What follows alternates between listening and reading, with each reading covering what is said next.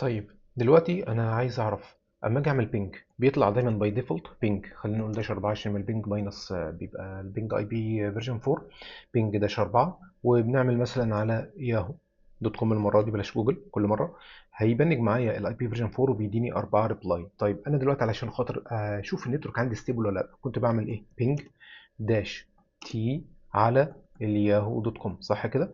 وده بيحدد لي الايه البينج. بشوف التايم، وطبعا هنا ما كتبش داش 4 فرد عليا بالاي بي فيرجن 6، زائد ان هو بيدي لي التايم. وطبعا كل ما بيكون في ريكوست تايم اوت هنا ده بيأثر معايا. طيب هل انا ممكن اغير في يعني انا مش عايز يبقى يفضل شغال على طول. يعني طبعا عشان اخرج من هنا كنترول سي. طب انا عايز مثلا احدد مثلا عدد معين. طيب انا في الحاله دي انا هعمل ايه؟ هعمل بينج، خلينا نقول داش 4. وفي نفس الوقت هنكتب داش دبليو علشان خاطر مش عايزين الوقت يكون اكتر من يعني مش عايزينه يوصل كتير، لان زي ما قلنا ان هو الديفولت تايم بتاعه 4 ثواني عشان يجينا ريكوست تايم اوت. فاحنا عايزين نشوف النتورك ستابيليتي، وبالتالي الويتس انا اللي هو ايه، انا عايز الريبلاي يكون سريع. بلاش خلينا نقول 10، خلينا نقول 20 مثلا. تمام. ونقول انا عايز مثلا على ياهو دوت كوم، وبدل ما هعمل داش تي انا هعمل داش ان نمبر مثلا، هخليها 2 مثلا. يعني انا شوف هنا انا بقدر اشوف ايه ريكوست تايم اوت. ده معناه ايه؟ ان البينج بتاعي بياخد وقت اكتر من الجزء بتاع ال 20 ملي، يعني ال 4000 ملي سكند. يعني ايه؟ 4 ثواني. تمام. تخيلوا بقى انا واخد 20، يعني حاجه جزء من الملي سكند قوي يعني. تمام. ف...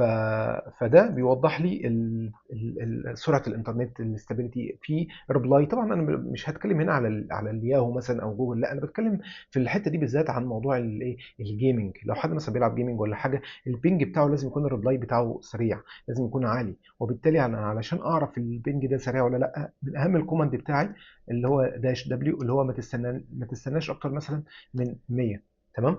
اللي هو جزء يعني لو هنقول الألف اللي هي 1 ثانية، ده 1/10 ملي سكند. تمام.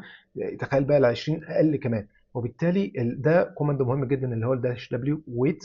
ما تنتظرش اكتر من ال 100 اللي هي 1/10 ملي سكند علشان ترد عليا. طبعا ياهو مثلا دوت كوم، وبعد كده هقول العدد بتاعي داش 2، لان انا مش عايزه يزيد اكتر من 2.